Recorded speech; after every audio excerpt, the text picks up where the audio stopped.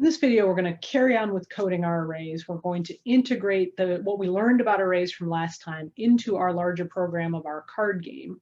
And we're basically going to finish it off. I am going to do a few places where I'm just going to take some code that I finished earlier and just talk it through to you again, just so this doesn't go on too long. But I want to just talk through some of the intricacies of other problems that are raised once we integrate this into a broader program, just other things that you have to think about and compensate for when you're actually putting this into a real world situation like our card game. So let's go ahead and do some coding. Okay, so here we are back in our program, and you can actually follow along with this one using the starter template for this video. You can see I've been messing around with the CSS again. I do that just so I can make sure that I'm working with the right version of the program, since we do have several different iterations and versions of the program. Just to remind you how it's functioning so far, we have our nice face cards. We have a score keeping device that works pretty nicely and shows us who's winning. Though really the one thing that we're missing is conceiving of this as a single deck, and so actually keeping track. So right now, you see how I've got 2 3s there. The 3 of clubs could come up again any old time. So even though it's already been played, that card could definitely come up again. There it is again. So what we want to do is eliminate that kind of error, if we call it an error. I mean, we want this to mimic a real world situation. So in the real world, you would not have an infinite deck with infinite copies of all the different cards. You'd have a single deck that has 52 cards and 13 of each suit. And so that's what we want to try to achieve in this version of the program. And like I said, we're gonna do that by creating an array. Now, I do need to have a little talk with you about global versus local. To this point, we've been using solely local variables. Local variables are ones that we define within a specific function. They operate within that function, and that's it, right? Unless, their values can be passed to other functions, but the variables themselves are contained within there. So like I said, I could use X and Y, and I probably have, in other functions in this program, and they will have nothing to do with the values of X and Y here in the randomizer, okay? However, it is also possible to create what are called global variables that are recognized and whose values persist through all the functions in our program. And you do that by declaring the variable up here on the top level of our program outside of any functions. Now, I didn't tell you about that global capability before now, because it is very easy for especially programmers early on in their career to kind of use global variables as a crutch. You really want to try to keep your global space as clean as possible. That is what takes up the most sort of coding memory and space. So you do not want to clutter that up with things that don't need to be global. So like I said, when we have values that are on the screen, that acts as a sort of pseudo global variable for us. It's available to us from any function. We just have to read that value in. There's no need to create score as a global variable because we have it already. So we don't have to take up our processing space doing that. But something like this array is going to function completely behind the scenes. So we do want it to be available in all of our functions because we need to be able to check it to make sure the cards are being used properly. We want it to be able to persist beyond just the functioning of a single function. So we are going to define this array as a global array. I'll be honest with you, arrays like this that are actually tracking data over time that I need throughout the program, that's about the only thing that I will create as global functions. I try to put everything else within the functions where they belong. So just a best practice kind of thing. Now, how would we do this? Remember, we're going to be creating 4 of these arrays, 1 for each suit. We have our 4 arrays, 1 for each suit. Now, those are just empty. There's not any number of members to them. There's no values in them. So we need to create some kind of function to actually fill those up with values. And we can do that right away. We don't need any other information. We know exactly the values we need to have in there. So let's create something called load deck. The cool thing about arrays is we can use for loops to initialize them easily. We tested this out in our other set of coding. We know we want it to say I equals 0. We know we want I strictly less than 13, not less than or equal to. we're going to increment I by 1 each time. And then in our algorithm that's going to run inside the for loop is simply to say that say spades index I is equal to I plus 2, and we'll do the same thing for each of the other 4. So that should load up our deck. So if we want to test this out, we can actually check the length of all of our different arrays once they're fully initialized, and we should get 52, right? Now, the trick is we haven't used load deck anywhere, so we need to call it, and we want to do it first thing, right? So we want to go to our start game, and first thing we want to do, I guess we could do it after we clear out the start button, but we do want to load the deck. And we get our number 52. That's exactly what we were hoping for and what we wanted. So just a little check there, and you can see we've initialized that. We have some values in our deck.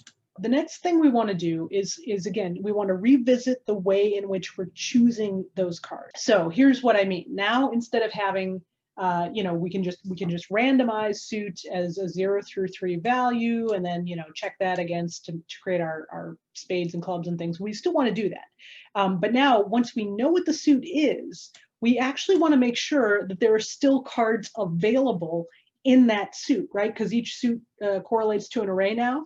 So we actually want to make sure, and I just used a variable here that I described as suit okay, right? To just check if there's any cards left in that particular suit. So I'm going to send that to a function called check suit, and this is going to be one of those ones that I've already written. We're just going to take a look at it. All we're going to do is get this variable in that's like, which suit is it? Okay, and remember, these are just values 0 through 3. We haven't converted it into our string yet, and so we're just going to look at that length of the array that correlates to that particular suit. As long as the length is greater than 0, that means there's still cards available.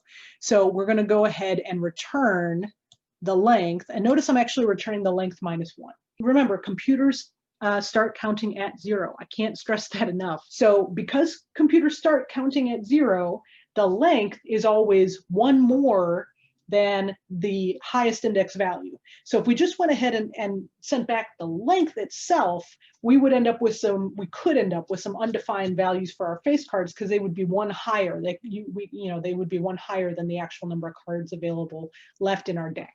Okay, so I actually want to return the length minus 1. What do I want that length for? So remember, we talked about in the other video about using that length as an index for picking a card. So rather than a value, we're using that as an index. So that's going to cause us to change the way in which we pick the card value. And so right now we just have it going through the randomizer, and remember, we were trying to avoid the number 1. Well, this is no longer a problem. We don't have to worry about that because we have the discrete values of each card in the array. Now what we have to worry about is using our randomizer to get an index value of the correct length. So we're going to modify this code a little bit. So I'm actually going to remove this line of code. I'm going to move it up here just so I have it. I can see where I'm doing this, right, and have it near the place where I need it. Now, instead of choosing a value for card is the one that's actually going to have the value. What I'm going to do is get a value for the card index, right? So that's going to be which card out of the certain suit am I going to pick? And so I'm gonna get my suit. I'm gonna check it, make sure that there's still cards available, and then if not, I have to do something if not. But right now, I'm checking to make sure that there's cards available, and importantly, returning the length. So the length of my suit array is here, and I'm going to randomize with that as my scale. So I will never choose a number that's higher than the number of cards available, and then I will use the card index to give me my card value. Card is going to be equal to whichever suit. So in this case, I know it's going to be spades. So whatever's in the bucket called card index is going to become the value of my card. So I no longer have to worry about my randomizer going beyond the level of cards in there, right? I'm taking the length of that array. I'm using that as an index, and then I use that index to give me a value. The values are going to change, right? Like card index 3 could change over time as we remove things from the array. Doesn't matter. Whatever's in the bucket labeled, labeled 3 will be what it will output to the screen. So it's kind of cool. Now, the other thing I do need to do is I need to now remove that card from the deck. Spades splice, not slice, splice, card index. So that's the place it's going to start, and 1. Okay, so that will remove the value, and I want to do this for all 4 of my cases. So this, I'll use the index to grab the value, and then I will use that index to remove it from the deck. And that's how I will achieve that functionality of basically discarding one of the cards. Now, just a couple other things I want to mention. Notice back here in my check suit, if it's greater than 0, that's great. I'm returning the length and I'm doing a thing with that. Now, if it's not greater than 0, then I'm returning a -1. And that's just, again, an old coder way of saying false before we had Boolean values that had true and false in them.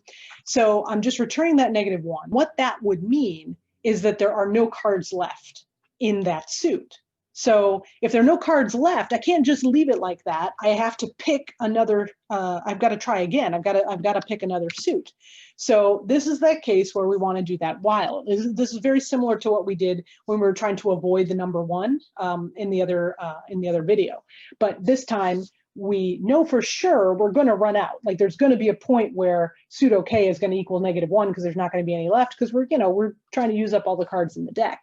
So in that case, we're going to just send it back to randomizer, still with the value of 3, and then we will check it again, and we'll just keep checking it till we get one that's got 1 left. What about when we've used the whole deck? And that is another issue altogether. That actually causes a few different things. There are a few different things we want to do when there are no cards left.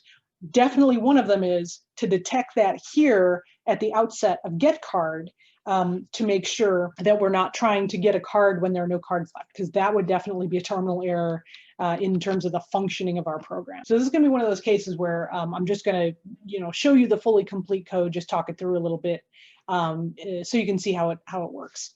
Here we have, I've added in this if statement. If cards left 2, and you can take a look up here, cards left 2 is simply the sum of the length of all of the suits.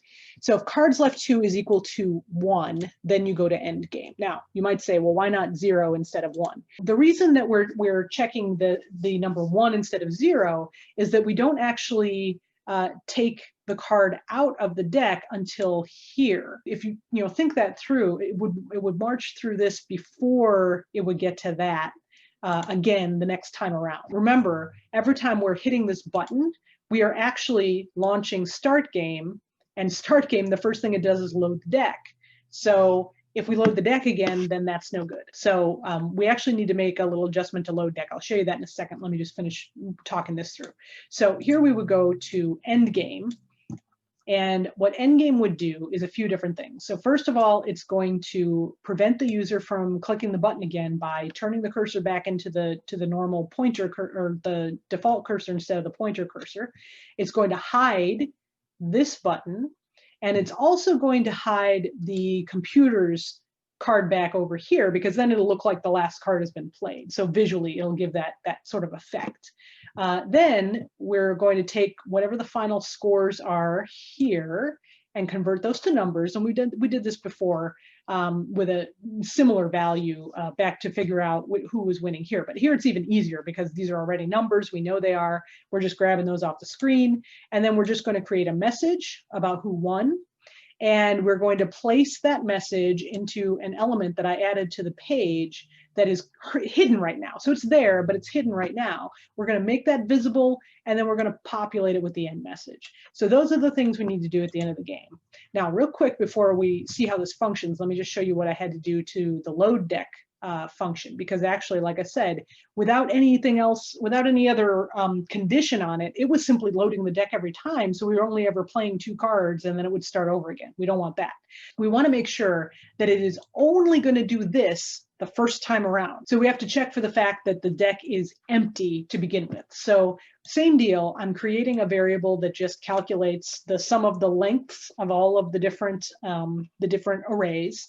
So if the lengths of the arrays are 0, so if there are no cards in the deck, and if the game over message is also length 0, so in other words, we haven't displayed anything in that message yet, meaning the game isn't over, then, only then, will we actually load the deck. So between those two conditions, that's going to have the effect of loading the deck only once the first time around. Okay, so that's what we had to do to load deck to make sure we were actually using all the cards and not just reloading every time we hit the button. Let's go ahead and play the game all the way through.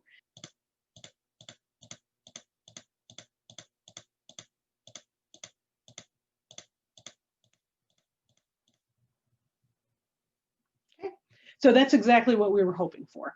The button disappears. We can't click it anymore. The computer's card back here did too, so it looks like the last card has been played. We can see we've used up all the cards in the deck, and we have the flashy message at the bottom that the computer won the war. And I did that, I mean, I just had the CSS coded in there, and it was just invisible. So as soon as it became visible, then it got those features there. So that's the functionality of our game, and hopefully you can see how using an array really is helpful and useful, and having those numbered indexes actually does us a lot of good.